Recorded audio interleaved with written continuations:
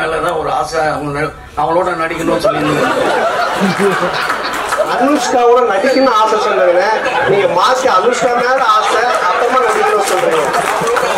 ரொம்ப நேரம் யோசிச்சிருந்தீங்க. எனக்கு நான் அடிக்கடி ஈஷாக்கு தான் போவேன், சிவராத்திரி அது இதுன்னு போவேன். ஃபோன் பண்ணாலே கேட்பேன், சந்தானா எங்க இருக்க அப்படின்னு. சார் ஈஷால இருக்கேன் சார். வரும்போது எனக்கு வாங்கிட்டு வா அப்படின்னு. என்ன சார் ருத்ராட்சமா விபூதியானவன், அதெல்லாம் யாருக்கு வேணும், அமௌண்ட் எல்லாம் வாங்கிட்டு வா அப்படின்னு. சார் ஆன்மீகத்துல போய் நம்பி சார் அமௌண்ட் வாங்கிட்டு. இந்த மாதிரி ஏதாச்சும் ஒண்ணு கிண்டலா பேசிட்டே தான் இருப்போம் ஃபோன் பண்ணா. வாங்க நிக்கில் முருகன் சார். எல்லாரும் உலகத்தை சொல்றாங்க, ஹீரோயின் வேற சொன்னாங்க, இங்க நான் தான் எங்க தான் சொன்னீங்க. ஆனா இன்னைக்கு இவரோட சிரிப்பு பார்க்க சந்தோஷமா இருக்கு. நேத்து சிங்கத்தை சதிச்சிட்டீங்களாப்பா. நேத்து ஃபுல்லா பாட்டு பாடுந்தாரு. நான் என் வீட்டு கண்ணு குட்டி என்னோட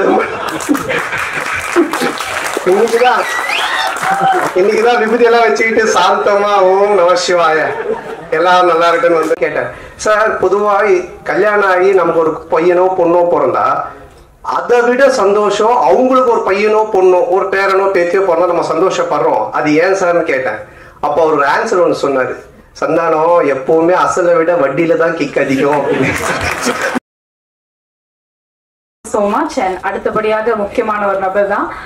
டெஃபினெட்லி அவருக்கு நிகர் அவர் மட்டும் தாங்க. எல்லாருமே சொல்ற மாதிரி ஒரு ஹீரோ அப்படின்னு சொல்றது வந்து நாட் ஜஸ்ட் ஆக்டிங் மட்டும். I think the character counts. அவர் கூட இருக்கிற ஆட்களை எப்பவுமே கூடவே கூட்டிட்டு போறாரு. That is the biggest plus அவருக்கு. ஸோ இது எப்பவுமே உங்க கூடயே இருக்கணும்னு சொல்லி வாழ்த்தி I would like to call அப்பான் Santhanam sir to share few words please.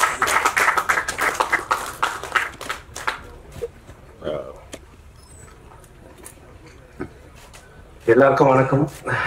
ரொம்ப சந்தோஷமா இருக்கு அகைன் என்னுடைய படத்து மூலமாக எல்லாரையும் சந்திக்கிறதுல. வாங்க நிக்கில் முருகன் சார். எல்லாரும் உலகத்தை சொல்றாங்க, ஹீரோயின் வேற சொன்னாங்க, இங்க நான் தான் எங்க தான் சொன்னீங்க.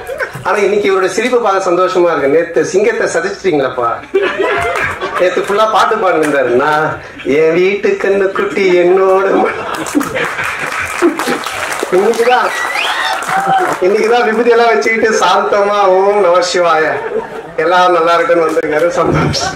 நேத்துக்குள்ளா ஓ ஆமா வெட்டிங் டே, 29வது கல்யாண நாள். வாங்க அதுக்கெல்லாம் ஒரு தடவை கை தறிடுவோம். ஆனா நேத்து எல்லாரும் சேர்ந்து செஞ்சிட்டீங்க. அவர் நேத்து அந்த பாட்டிலே தான் இருந்தாரு. அப்படிங்களா? யாரோ ஒருத்தவங்க என் வீட்டு கண்ணுடின்னு பாடிட்டு இருந்தாரு. அதுக்கு முன்னாடி இந்த படத்துல நடிச்ச அருமை என்னுடைய நண்பர், என்னுடைய குடும்பத்துல ஒருத்தர் லுலுசபா சேஷு, அவரு காலமாயிட்டாரு. ஸோ அவருக்காக ஒரு நிமிஷம் மட்டும் ஒரு மௌனம் அஞ்சலி செலுத்திக்கலாம். நான் தான் கிங்கு.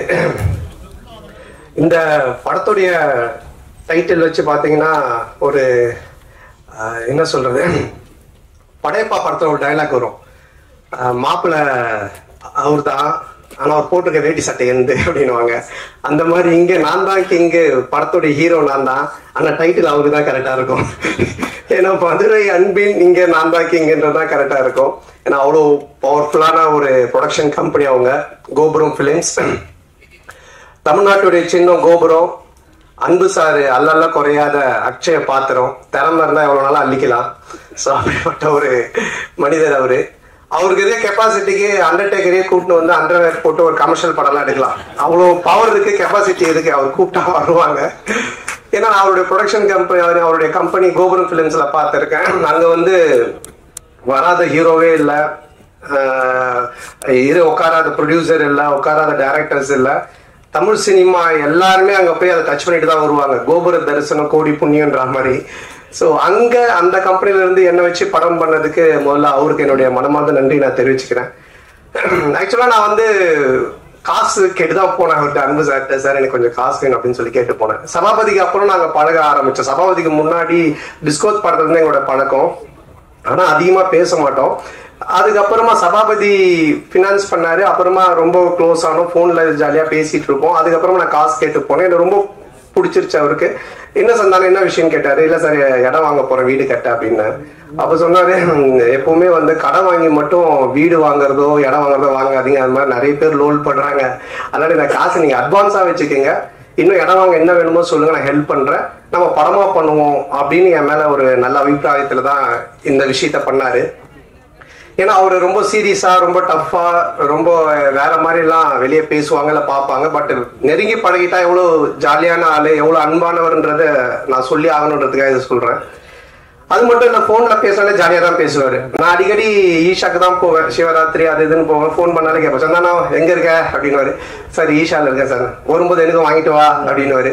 என்ன சார் ருத்ராட்சமா விபூதியானவன், அதெல்லாம் யாருக்கு வேணும், அமௌண்ட் என்ன வாங்கிட்டு வா அப்படின்னுவாரு. சார் ஆன்மீகத்துல போய் நம்பி சார் அமௌண்ட் வாங்கிட்டு, இந்த மாதிரி ஏதாச்சும் ஒன்று கிண்டலா பேசிட்டே தான் இருப்போம் ஃபோன் பண்ணா. அப்பா ஒரு இது மாதிரி கதை கேட்க ஆரம்பிச்சாரு. நான் கேட்பேன், சார் என்ன சார் நீ கதை கேட்டீங்களா எப்படி இருந்துச்சுன்னு. அது ஏன் கேட்கற சந்தானம், ஃபர்ஸ்ட் ஆஃப் கேட்டுட்டே இருந்தேன், ஒருத்தன் ஃபோன் பண்ணான், வட்டி தரவே இல்லை, அவ்வளவுதான். அதுக்கப்புறம் கதை கேட்டா சிரிப்பே வர மாட்டுது, வெறுப்பா இருக்கு. சரி சார், இப்படியே எல்லாரும் ஃபோன் பண்ணி கதை கேட்கும் போதெல்லாம் வட்டி பிரச்சனை வருது, அதுக்கு மேல அவருக்கு சிரிப்பு வர மாட்டுது. அவன் கொடுக்க மாட்டான் சந்தானம், எனக்கு ரொம்ப டென்ஷன் ஆகி போச்சு. இப்ப இவன் காமெடி சொல்லிட்டு எப்படி நான் சிரிக்கிறது அப்படின்னாரு. அப்புறம் அப்படி இப்படின்னு சொல்லிட்டு ஒரு கதையை கேட்டு அந்த கதையை பண்ணலாம் அப்படின்னாரு. நானும் கேட்டேன், ரொம்ப நல்லா இருந்துச்சு சார், சூப்பர் சார், பண்ணலாம் சார் அப்படின்னு சொன்னேன். அதுக்கப்புறம் அவரு எப்பவுமே டென்ஷனா தான் இருப்பாரு. எனக்கு தெரிஞ்சு இங்கதான் இவ்வளவு நாள் உட்காந்துருக்காரு. அவர் இது வரைக்கும் உட்காந்து ஒரு இடத்துல இவ்வளவு இதுவா நான் பார்த்ததே கிடையாது. ஏன்னா எங்க இருந்தோம்னாலும் ஃபோன் வரும். பெரிய படங்கள்ல இருந்து சின்ன படங்கள்ல இருந்து எல்லா இடத்துல இருந்தும் காசுக்கு கொடுக்கறது வாங்குறது அதுன்னு போயிட்டே இருக்கும். ரொம்ப டென்ஷனா தான் இருப்பாரு. ஏன்னா இந்த பினான்ஸ், இந்த வட்டி தொழில் அப்படின்றதே ஒரு பயங்கரமான ஒரு டென்ஷனான வேலை. ஆனா ஒரு நாள் மட்டும் ரொம்ப ஜாலியா இருந்தாரு, ரொம்ப சிரிச்சுட்டு சந்தோஷமா இருந்தாரு. அப்ப நான் அவர்கிட்ட கேட்டேன், என்ன சார் எப்பவுமே டென்ஷனாவே இருப்பீங்க, நீங்க ரொம்ப சந்தோஷமா இருக்கிறீங்களே, மொத்த வட்டியும் வந்துருச்சா என்னன்னு கேட்டேன். இல்ல அப்படின்னு. என்ன சார் சந்தோஷம்னா, இந்த மாதிரி எனக்கு பேரன் பிறந்திருக்கான், என் பொண்ணுக்கு பையன் பிறந்திருக்கான் அப்படின்னாரு. பயங்கர ஹாப்பியா இருந்தாரு. அப்ப எனக்கு ரொம்ப நாளா ஒரு சந்தேகம் இருந்துச்சு. இதை யார்ட்டாவது கேட்கணும்னு நினைச்சிட்டு இருந்தேன். சரி இவர்கிட்ட கேட்போம்னு கேட்டேன். சார் பொதுவா கல்யாணம் ஆகி நமக்கு ஒரு பையனோ பொண்ணோ பிறந்தா அதை விட சந்தோஷம் அவங்களுக்கு ஒரு பையனோ பொண்ணோ ஒரு பேரனோ பேத்தியோ பிறந்தா நம்ம சந்தோஷப்படுறோம், அது ஏன் சார்னு கேட்டேன். அப்ப அவர் ஒரு ஆன்சர் ஒன்று சொன்னாரு, சந்தானம் எப்பவுமே அசலை விட வட்டியில தான் கிக் அதிகம் அப்படின்னு.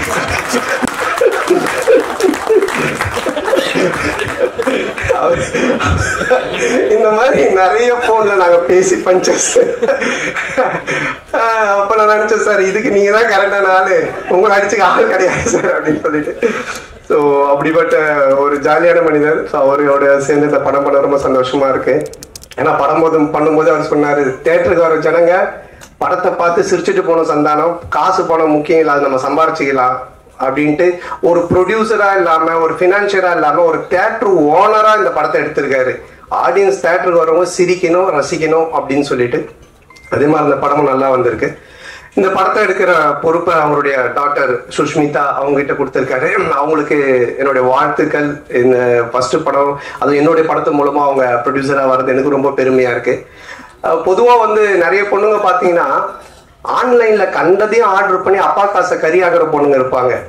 ஆனா சில பொண்ணுங்க அப்பா கொடுக்குற காசை சேர்த்து வச்சு பிரயோஜனமா ஒண்ணு பண்ணுவாங்க. அதுல செகண்ட் கேட்டகரி தான் நம்ம ப்ரொடியூசர் சுஷ்மிதா. ரொம்ப பொறுப்பா எங்க செலவு பண்ணணும், எப்படி பண்ணணும், இதை எப்படி ப்ரொமோட் பண்ணணும், இந்த படத்தை எடுத்துட்டு போய் எப்படி சேர்க்கணும் அப்படின்றதுல ரொம்ப கவனமா ரொம்ப டெடிகேஷனா பண்றாங்க. ஸோ அவங்க ஒரு மிகப்பெரிய ப்ரொடியூசர் லிஸ்ட்ல கண்டிப்பா நிற்பாங்க. ஸோ அவங்களுக்கு என்னுடைய நன்றி. அண்ட் தென் இந்த படத்தினுடைய மியூசிக் டைரக்டர் இமான் சார், அவரு என்ன மாதிரிதான் ஒரு ஆன்மீகவாதின்றதை விட ஒரு கடவுள் பக்தி உடையவர். எல்லாமே ஆண்டவர் தான் சொல்லிட்டு இருப்பாரு. எப்படி ஒரு சாப்பாட்டுக்கு சால்ட் முக்கியமோ அது மாதிரி ஒரு படத்துக்கு சாங் ரொம்ப முக்கியம். அந்த சாங் ஹிட்டுனாலே அது ஒரு 60% ஹிட்டான ஃபிலிம் அப்படின்ற ஒரு லிஸ்ட்ல போய் ஏறிடும். அதுலயும் அந்த ஆல்பமே ஹிட்னா ஒரு 80% அந்த படம் ஹிட்டு அப்படின்ற மாதிரி தான். ஸோ அது மாதிரி இமான் சார் ரொம்ப அற்புதமான சாங்ஸ் போட்டு கொடுத்துருக்காரு. நான் மெலோடி ஒன்று இருக்கு அப்படின்னு சொன்னார் அன்பு சார் என்கிட்ட. அப்போ நான் கேட்டேன், சார் அதை நான் எப்படி சார் பண்றது, அதெல்லாம் எனக்கு வரவே வராது சார், ஏதோ ஆர்டர் இருந்தாங்கன்னா கூட பரவாயில்ல சார்னா. அப்புறம் இல்லை நீங்க நல்லா வரும்னு இமான் சாரும் சொன்னாங்கன்னு. இது வரைக்கும் நான் ஹீரோவா பண்ண படங்கள்ல இருந்து வேற ஒரு டைமென்ஷன் எனக்கு கொண்டுட்டு போன பெருமை இமான் சாருக்கு தான் சேரும். ஸோ அவர் கொடுத்த அந்த ஒரு மியூசிக்கோடைய ஒரு ஸ்ட்ரென்த்து தான் இதை என்ன ஒரு மாதிரி பண்ண வச்சுது. அதை ரொம்ப பியூட்டிஃபுல்லா கல்யாண் மாஸ்டர் எடுத்தாங்க. மற்ற 2 சாங்கும் பாபா பாஸ்கர் சார் எடுத்தாங்க. ஸோ அவங்களுக்கு இந்த நேரத்தினுடைய நன்றியை தெரிவிச்சுக்கிறேன். அதுக்கப்புறம் இந்த படத்தினுடைய ரைட்டர், நம்ம காஸ்டியூம் பார்த்தாலே உங்களுக்கு தெரியும், இது கச்சேரி கிடைக்காத கசல் சிங்கர் மாதிரி. அதாவது ஒரு ரைட்டர்னு தெரியணுன்றதுக்காக இதை எடுத்து தச்சு போட்டுட்டு அவர் பேசிட்டே இருக்கும்போது அன்பு சார் சொன்னார், ரொம்ப லென்த்தா போகுது, ஜிப்பா பிடிச்சி இழியன் சந்தானம் அப்படின்னாரு. இல்ல சார் முடிச்சுட்டு, இல்ல இவர் பேசுற காமெடி மாதிரி படம் இருக்குன்னு நினைச்சிட போறாங்கன்னாரு. இல்ல ஆடியன்ஸ் தெளிவா இருப்பாங்க. சோ அவரு எப்படி இந்த அவெஞ்சர்ஸ் படத்துல தார் சுத்தியோடவே சுத்துவார், அது மாதிரி ஒரு பெட்டியோடய தான் சுத்துவார். ஆனா நீங்க அந்த பெட்டி மிஸ்ஸிங் எங்க சார் இங்க வண்டியில இருக்கா? ஓகே. அதுல இருந்து தான் அந்த ஸ்கிரிப்ட் பஞ்சஸ் எல்லாத்தையும் எடுப்பாரு. நல்ல ரைட்டர். என்னன்னா அவர் பார்க்காத தமிழ் சினிமாக்களே கிடையாது, அவ்வளவு படங்களை பார்த்திருக்காரு. ரொம்ப நல்ல ஒரு கதையை, அற்புதமான கதையை இதுல கொடுத்திருக்காரு. அதுக்கு director Anand, India Pakistan director. அநேகமா அடுத்தது உக்ரைன் ரஷ்யான்னு எடுப்பாருன்னு நினைக்கிறேன். அதுக்குள்ள நாங்க ஒரு ஃபேமிலி சப்ஜெக்ட் ஒன்று பண்ணுங்க சொல்லி கூப்பிட்டு வந்திருக்கோம்.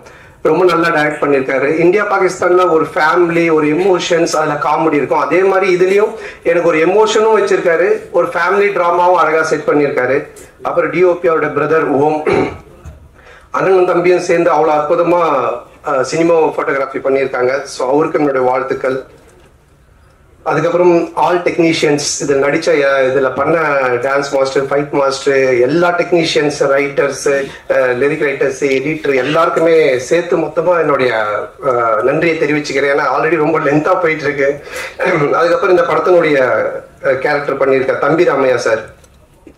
தம்பி ராமையா சார் மாதிரி ஒரு இன்டெலிஜென்ட்டான காமெடினை நீங்க பார்க்கவே முடியாது. நான் வந்து ஒரு குறிப்பிட்ட சில காமெடியன்ஸ் மட்டும் தான் சொல்லுவேன். ரொம்ப புக்ஸ் படிப்பாங்க, ரொம்ப இன்டெலிஜென்ட்டா இருப்பாங்க, அவங்களுக்கு எல்லாமே தெரியும். ஆனா படத்துல கோமாளித்தனமா ஒன்று பண்ணுவாங்க. ஸோ அந்த மாதிரி தம்பி ராமையா சார் வெரி இன்டெலிஜென்ட். அவர் நிறைய படிச்சிருக்காரு, நிறைய விஷயங்கள் தெரியும். அவரோட சேர்ந்து பேசும்போது அந்த ஷேர் பண்ணும்போது எனக்கு ஆச்சரியமா இருக்கு, என்ன இவ்வளவு பேசுறீங்க, இதெல்லாம் தெரியுது அப்படின்னு போது சொல்லுவாரு. ஸோ இந்த படத்துல வந்து எனக்கு ஒரு மாமனார் கொடுமை, மாமியார் கொடுமை பார்த்துருப்பீங்க, அது மாதிரி ஒரு மாமனார் கொடுமையில மாட்டிக்கிற ஒரு மாப்பிள்ளை கேரக்டர் நானு. ஹரிச்சந்திரனுக்கு ஹார்ட் அட்டாக் வர அளவுக்கு போய் சொல்லுவார் இந்த படத்துல. ஸோ அந்த மாதிரி ஒரு கேரக்டர் டிசைன் பண்ணி அவர் கொடுத்திருக்காங்க. அது ரொம்ப அழகாவும் பண்ணியிருக்காரு. ஸோ இந்த படத்துல ஒரு என்ன சொல்றது, ஒரு ஒரு பயங்கரமான காமெடியை தூக்கி டிராவல் பண்ணியிருக்காரு. இனிமே இப்படிதானுக்கு அப்புறம் எனக்கே ஒரு இது இருந்துச்சு, எனக்கும் ஒரு தம்பி சாருக்கும் ஒரு நல்ல காம்போ இல்லையே, இனிமே இப்படிதான் மாதிரி ஒன்று ஒர்க் பண்ணணுன்ட்டு அது ஆனந்த் இந்த படத்துல ரைட்டர் சேர்ந்து எனக்கு அழகா செட் பண்ணி கொடுத்தாங்க. அது நல்லா காமெடியும் ஒர்க் ஆயிருக்கு. ஸோ அவருக்கும் என்னுடைய நன்றி தெரிவிச்சுக்கிறேன். அப்புறம் மச்சான் கேரக்டர் பாலான்னு, ஒரு இரிட்டேட்டிங்கான மச்சான், வீட்டை விட்டு எப்படா அவன் போவான்ற மாதிரி ஒரு கேரக்டர். அதுக்கப்புறமா ஹீரோயின் நம்ம சேலத்து பொண்ணு, அவங்க ஃபர்ஸ்ட் ஸ்டார்டிங்ல எனக்கு தெரியாது, ஏதோ பாம்பேல இருந்தா கூப்பிட்டு வந்திருக்காங்க நினைச்சேன். நான் சரியா பேசலாம்னால இங்கிலீஷ்ல பேசிட்டு இருந்தேன். அப்புறம் தான் அவங்க சொன்னாங்க, சார் நான் சேலம் சார், நம்ம சேலத்து பொண்ணு சார்னாங்க. அவங்க ரொம்ப அற்புதமா நடிச்சிருக்காங்க. ஸோ மாமனார், மச்சா, அப்புறம் ஒரு ஒரு அழகான, அதே டைம்ல ஒரு குட்டி குட்டியான விஷயங்கள் பண்ணக்கூடிய ஒரு மனைவி கேரக்டர். அதுக்கப்புறமா மேனேஜரா விவேக் பிரசன்னா பண்ணியிருக்காரு. ஸோ இவங்க எல்லாருமே அதுல இருக்காங்க. அதுக்கப்புறம் என்னுடைய படம்னாலே ஒரு ஃபேமிலி காம்போ பேக்குன்னு வாங்க. இந்த பர்கர், பீஸா எல்லாம் வாங்கினா கூல் ட்ரிங்க்ஸ், ஃப்ரெஞ்ச் ஃப்ரைஸ் இதெல்லாம் தருவாங்க ஃப்ரீயா. அந்த மாதிரி என்னுடைய படம் அப்படின்னு சொன்னாலே மாறன், சேசு, கூல் சுரேஷ், முனிஷ்காந்த் இப்படி எல்லாருமே இருப்பாங்க, ஆண்டனி, மனோபாலா எல்லாருமே. ஸோ அவங்க எல்லாருமே இதுல இருக்காங்க. அவங்களுக்கும் சரியான ஒரு கேரக்டர் எழுதி காமெடி பண்ணியிருக்காங்க. அப்புறம் கூல் சுரேஷ், யாரு அவங்க தடுக்கிறது வளர்ச்சிய, அது யாருங்க, நான் 2 பேரு, அவனை விட்டுருங்க, நீங்க தடுக்க பாருங்க, சொந்தமா கட்சியெல்லாம் ஆரம்பிச்சுட்டான், அவனை ஃப்ரீயா விட்டாலே அப்படியே இருப்பான், நீங்க தடுக்க தான் அவனை பண்ணிட்டு இருப்பான். ஸோ அவன் என்னோட படங்கள் எல்லாத்துலயுமே இருப்பான், என்னோட நண்பன். ஸோ இதுலயும் நல்லா பண்ணியிருக்கான்.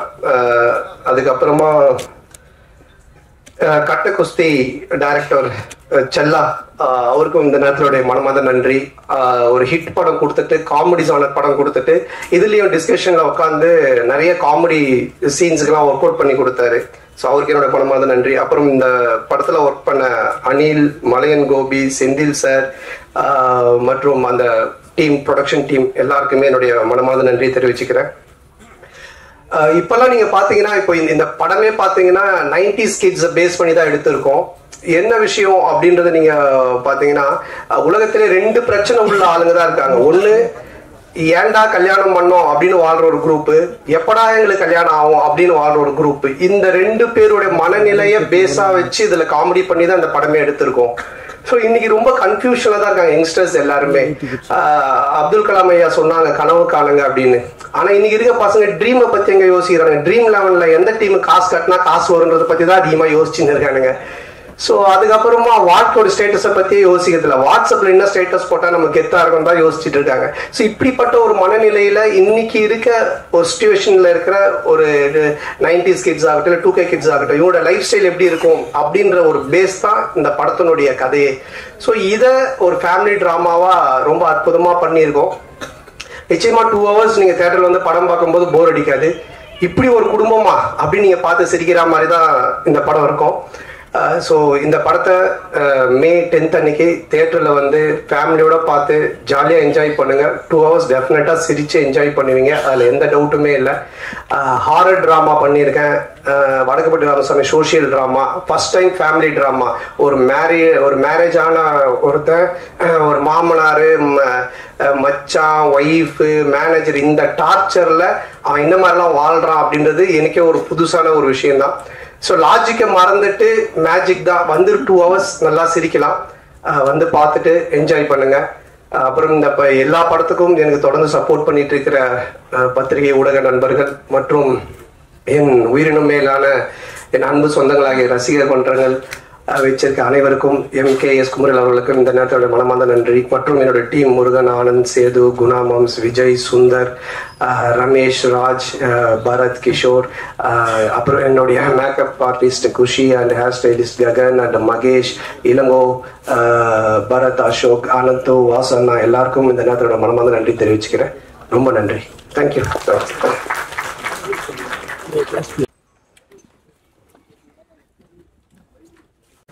Thank you so much, and over to press for questions.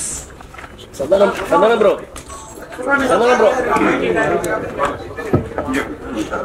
Sir, நீங்க சாதாரணமாகவே படம் 2 ஹீரோயின் 3 ஹீரோயின் அப்படி இருக்கும். இந்த படம் இங்க நான் தான் கிங்குன்னு வச்சிருக்கீங்க. கிங்குக்கு ஒரே ஒரு ராணி. எனக்கு ரொம்ப வருத்தமா இருக்குது. என்ன காரணம்? அந்த பொறுத்தையும் ஒன்றும் காட்டல. நீங்க ஒரு டைட்டில் அந்த சாங் நீங்க பாக்கலையா? இல்ல, 3 பேர் வராங்க, ஆனா ஹீரோயின் இல்ல. இந்த சாங் பாக்கல நீங்க? மாயோனே உங்களுக்காக தான் எல்லா படத்தையும் இதே கேள்வி கேட்குறீங்க. நம்ம தேவராஜன் வந்து அப்படியே மீனாட்சி சார் மேல தலையை வச்சு சாஞ்சிட்டாரு அந்த பாட்டுல. அப்படி எமோஷனல் ஆகி ஒரு மாதிரி ஆயிட்டாரு. நீங்க இன்னும் நான் எனக்குள்ளாரே சாஞ்சிட்டேன். அவ்வளவு பிரமாதமா இருந்தது. 2-3 ஹீரோயின் போட்டு எடுக்கலாம். யார் காசு போடுறது? ப்ரொடியூசரு. இதுக்கப்புறம் அந்த மாதிரி கதை அமைச்சா கண்டிப்பா எடுக்கலாம். அப்புறம் நீங்க வந்து ஒரு காமெடியானா ஜோக்கரா இன்னைக்கு நான் தான் கிங் அப்படிங்கிற அளவுக்கு வளர்ந்துருக்கீங்க. இந்த வளர்ச்சி இந்த அஜித் பில்லாவிலே சொல்லுவாரு, நான் ஒரு இதா பார்த்து செதுக்கி வளர்ந்தேன் அப்படின்ட்டு. அந்த மாதிரி நீங்களா வளர்ந்ததா இல்ல உங்க டீம்? ஏன்னா அது உங்க டீம்ல இந்த மாறன், சேசு எல்லாரும் ரொம்ப ஃபேமஸா இந்த கதை தயாரிக்கிறது காமெடிகள் சீன்ஸ். அது எப்படி? இல்ல, எல்லாருமே தான். நம்ம ஒரு விஷயம் எதை பத்தி பேசினாலுமே, இப்ப நீங்க ஒரு ராமாயணம் எடுத்துக்கிட்டா கூட ராமர் அப்படின்றவரை நம்ம பயங்கரமா பாக்குறோம்னா அதுல சுத்தி இருக்கிற ஹனுமன், விபீஷணன் எல்லா கேரக்டருமே அந்த ராமர் அப்படி போர்ட்ரேட் பண்ணுவாங்க. அந்த மாதிரி ஒரு லைஃப்ல யார் முன்னுக்கு வந்தாலுமே அவங்கள சுத்தி இருக்கிறவங்க எல்லாருமே சப்போர்ட் பண்ணி அவங்க மனசார அதை வாழ்த்தி அவங்க சப்போர்ட் பண்ணா மட்டும்தான் அந்த கேரக்டர் ஜெயிக்க முடியும். அதனால என்னால் மட்டுமே கிடையாது, என்னுடைய டீம் பிளஸ் என்னுடைய ப்ரொடியூசர்ஸ், டைரக்டர்ஸ் எல்லாருக்குமே அது போய் சேரும். சார், மாமனாரை வந்து அப்பா மாதிரி அப்படிம்பாங்க. இந்த படத்துல நீங்க அவன் இவன் காட்டு மிராண்டி ஏதோ பேட் ஸ்மெல் அப்படின்னா கலாச்சிருக்கீங்களே. இந்த மாதிரிலாம் கலாச்சா வீட்டுல எல்லாம் எவ்வளவு இதா இருக்கும்? இல்ல, இந்த மாதிரி மாமனார் இருக்கிறவங்க எல்லாம் கை தட்டி ரசிப்பாங்க. ஏன்னா நீங்க இந்த படத்துல மாமனாரை பாத்தீங்கன்னா தான் தெரியும். ஃபர்ஸ்ட் நானும் மாமனார் அப்படின்னா தான் பேசிட்டு இருப்பேன். அப்புறம் பண்ண அது வந்து அந்த கேரக்டருக்கான ஒரு மரியாதை தான் அது. நான் தான் கிங் சினிமாவில் இருக்கிறவங்களுக்காக சொல்றீங்களா இல்ல ஃபியூச்சர்ல அரசியலுக்கு வர போறீங்களா? அதை ஒட்டி இந்த டைட்டில் வந்துட்டு நீங்க ஓகே பண்ணீங்களா? இது எப்படி பதில் சொன்னாலும் மாட்டிக்கிற மாதிரி தான் இருக்கும். அரசியலுக்கு வர சொன்னாலும் தப்பா தான் இருக்கும். சினிமா சொல்றோம். இப்போ அது ஒரு ஹிட்டான ஒரு டயலாக், அது ரஜினி சார் சொல்லி ஹிட்டான டயலாக். அது அன்பு சார் வந்து இது நல்லா இருக்கு, அதுவும் இந்த கதை மூலமா கடைசியில் அந்த ஹீரோ பண்ற விஷயம் நல்லா இருக்குன்றதுக்காக வச்சது. மற்றபடி இது மற்ற பொது சினிமாவுக்காகவோ இல்லை அரசியலுக்காகவோ எல்லாம் கிடையாதுண்ணா. சார், அது மாதிரி இந்த டயலாக் ஒன்று வருது இல்ல, இங்க வந்து நடிகர் சங்க கட்டடம் கட்டிட்டு தான் விஷால் கல்யாணம் பண்ணிக்கிறவங்க சிங்கிளா சுத்த நான் சிம்புவும் இல்லை.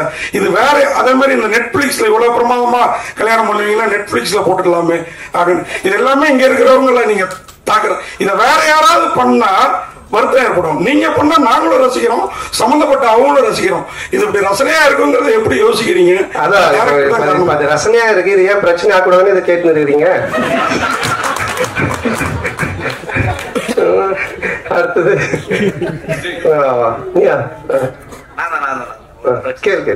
ஆக்சுவலா இப்போ வந்து சேஷன் வந்து இதுவாயிட்டாங்க, களமாயிட்டாங்க. இன்னொரு நண்பர் இந்த படத்திலேயே ஆண்டனியும் ஹாஸ்பிட்டல் தான் இருக்காங்க. ஸோ நான் விசாரிக்கும் போது பாத்தீங்கன்னா சந்தானம் வந்து நண்பர்களுக்கு காசு கொடுக்கல, அதனாலதான் அந்த உயிரிழப்பு ஏற்பட்டது அப்படின்னு சொன்னாங்க. சரி டைரக்டா நம்ம களத்துக்கு போவோம் அப்படின்னு சொல்லிட்டு ஆண்டனி கிட்ட மருத்துவமனைக்கு போகும்போது சந்தானம் தான் ஃபுல்லா எனக்கு வந்து மருத்துவமனையில காசு கட்டிட்டு இருக்காரு அப்படின்னு சொல்றாங்க. ஏன் உங்களை வந்து பின்னுக்கு தள்ளிட்டே இருக்கிறாங்க? எதனால இது வருது உங்களுக்கு தெரியல. அது சில பேர் இப்ப எல்லாருமே என்ன ரசிச்சு எல்லாருமே நல்லா இருக்குன்னு சொல்லி பேசிட்டு அப்புறம் நானே கடவுளா மாறிடுவேனே, அதனால பிடிக்கல, அது தப்பா சொல்றதுக்கும் சில ஆட்கள் இருப்பாங்க. அதை பத்தி நம்ம பெருசு பண்ணிக்க தேவையில்லை. நமக்கு பிடிச்சவங்களுக்கா நம்ம பண்ணுவோம், அவ்வளவுதான். இப்ப படம் பார்க்கும்போது வந்து இவன் பண்ண காமெடி நான் சிரிக்கவே மாட்டேன்னு உட்காரத்துக்கும் சில பேர் இருப்பாங்க. அவங்களுக்காக நம்ம வந்து கஷ்டப்பட தேவையில்லை, நம்ம ரசிக்கிறவங்களுக்காக பண்ணோம், அவ்வளவுதான். நம்ம பண்ற விஷயம் இப்ப உங்களை மாதிரி சில பேருக்கு தெரிஞ்சு அது நல்ல முறையில போய் ரீச் ஆகுது, அவ்வளவுதான். டைட்டில் வரும்போதெல்லாம் பாத்தீங்கன்னா இப்போ தொடர்ந்து இனிமே இப்படித்தான் அப்படின்னு வச்சீங்க, அதுக்கப்புறம் டிடி ரிட்டர்ன் 10 வருஷத்துக்கு முன்னாடி வச்ச டைட்டில் தொடர்ந்து இல்ல. நான் தான் நீங்க கிங் இருக்கீங்க, நீங்க காமெடியில கிங்கா இல்ல அடுத்தது ஹீரோக்கள்ல கிங்கா போறீங்களா? இல்ல அதுதான் நான் பதில் சொன்னேன். இப்போ இந்த படத்துடைய கதைக்கு தான் கிங். இது வந்து பொதுவா நம்ம எதுவுமே எடுத்துக்கிறேன். அவங்க மாயோனே சாங் போடும்போது நீ எழுந்து வந்த ஆடலான்னு அதை நான் பார்த்துட்டு தான் இருந்தேன். அதெல்லாம் மறைச்சிட்ட பத்தியா சந்தான ப்ரோ, அந்த ரன்பீர் கபூர் படம் மட்டுமே பாக்குற ஆலியா பாட்டிய கண்டுபிடிச்சு நடிக்க வச்சது நீங்க தானே? அந்த டயலாக் அவங்க சொன்னதுக்கு அப்புறமா அது தோணுச்சு, சரி ஆலியா பாட்டுன்னு சொல்ல வேணா ஆலியா பாட்டின்னு சொல்லி ஒரு விஷயம் பண்ணலாம் அப்படின்னு சொல்லி. இல்ல அது கரகட்டகரன் படத்துல வர்ற மாதிரியா இல்ல எதேச்சியா அமைஞ்சதா? இல்ல எதர்ச்சி அமைஞ்சதுதான். தேங்க்யூ. அன்பனாக்கு ஒரு கேள்வி. ஆனா நீங்க மகளை வந்து தயாரிப்பாளர் ஆகிட்டீங்க.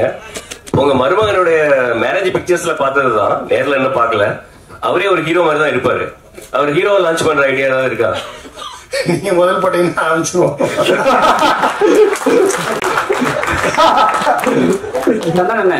உங்களுக்கு நீங்க படத்துல டைலாக் ஒண்ணு சொல்லிருப்பீங்க, விஷால் சாரையும் சிம்பு சாரையும் சொல்லிருப்பீங்க.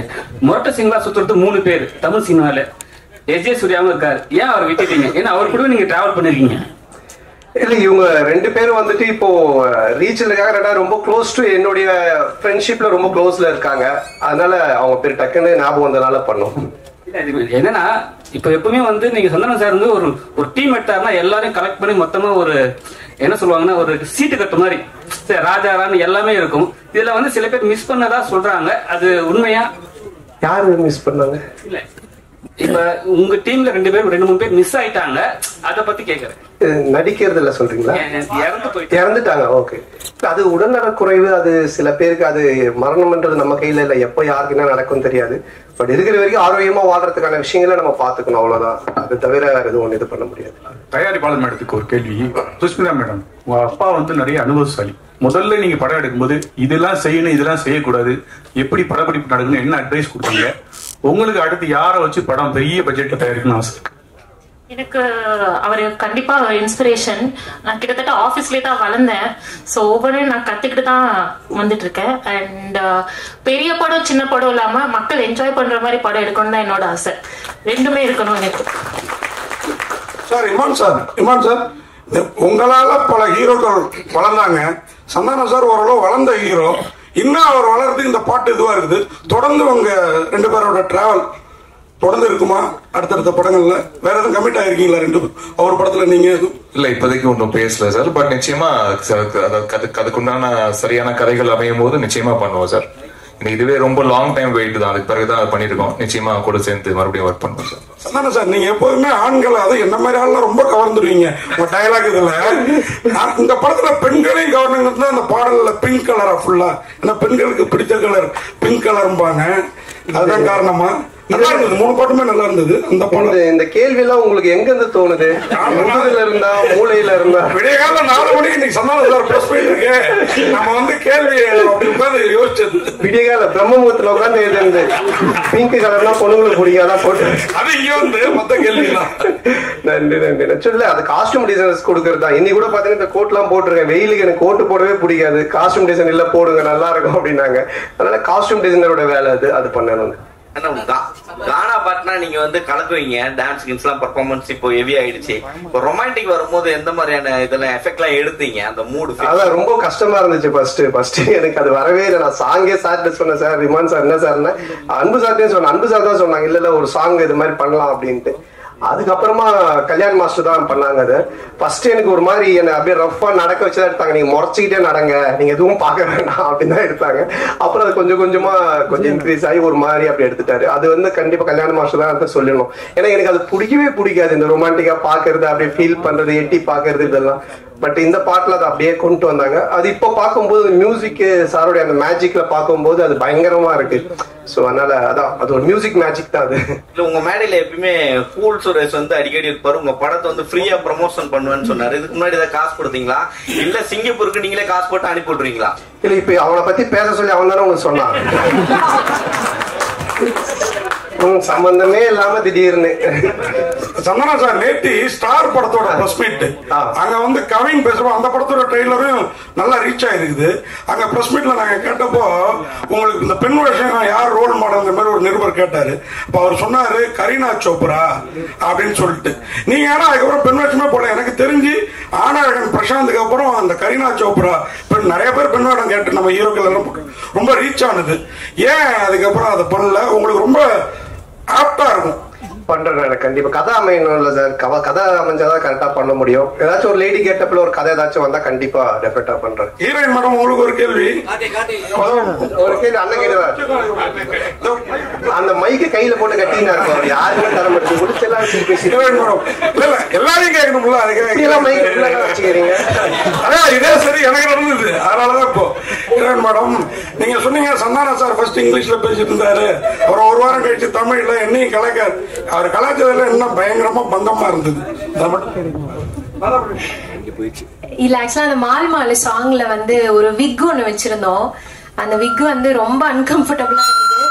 அதுல வந்து நான் ஆக்சுவலா அதுல ஏதாவது கியூட்டா பண்ண சொல்லி கேட்டிருந்தாங்க. சரி நான் கான்பிடன்ஸை வரவழிச்சு நான் அப்படியே செட்டுக்கு வரேன். சரி நம்ம கியூட்டா தான் இருக்கும், அந்த விக்ல கேவலமாலாம் இல்ல அப்படின்னு நினைச்சிட்டு நான் வந்தேன். சார் வந்தோடனே நல்லா அமெரிக்கன் பிச்சைக்காரி மாதிரியே இருக்கு அப்படின்னு. அது வந்து இருந்த கொஞ்ச நெஞ்ச கான்பிடன்ஸும் காலி ஆயிடுச்சு. இல்ல ஆக்சுவலா ஒரு பார்பி டால் ஒரு லுக் ஒரு ஃபீல் ஒன் பண்ணாங்க. இவங்க இஷ்டத்தை கட் பண்ணிட்டாங்க. கட் பண்ணி கண்ணாம வச்சு கொண்டு வந்தாங்க. அதெல்லாம் இது பண்ணுவோம். ஆனா அது மாதிரிதான் வேணும், ஒரு டிஃப்ரெண்டான லுக்ல வந்து பண்ற மாதிரி. சந்தானம் சார் இன்னைக்கு ஒரு 3 வருஷத்துக்கு முன்னாடி உங்களுக்கு வந்து அனுஷ்கா மேலதான் ஒரு ஆசை, அவங்களோட நடிக்கணும்னு சொல்லி. அனுஷ்காவோட நடிக்கணும்னு ஆசை சொன்னீங்க. நீங்க மாசி அனுஷ்கா மேல ஆசை, அப்புறமா நடிக்கணும் சொல்றீங்க. ரொம்ப நேரம் யோசிச்சிருந்தீங்க. அப்பா நான் கேள்வி கேட்டப்ப சொன்னீங்க அனுஷ்கா மேல ஆசை நடிக்கணும், அவங்களோட நடிக்கணும்னு. ஓகே நாம அந்த ஆசை இன்னும் நிறைவேறல. அது ஏன் உங்களுக்கு? இல்ல என்னன்னா நடிச்சிருக்கேன் அனுஷ்காவோட வந்துட்டு 2 படம் தெய்வ திருமல் நடிச்சிருக்கேன். அப்புறம் அவங்களோட ஃபர்ஸ்ட் படமே 2 நான் தான் நடிச்சேன். பட் ஹீரோயினா என்ன கேட்டிருப்பாங்க, அதனால அவங்களோட நடிக்கணும்னு சொல்லி இருப்பேன். கதை அமையணும்னா கதை அமையணும், அந்த கேரக்டர் கிடைக்கணும், இது எல்லாமே இது பண்ணும்.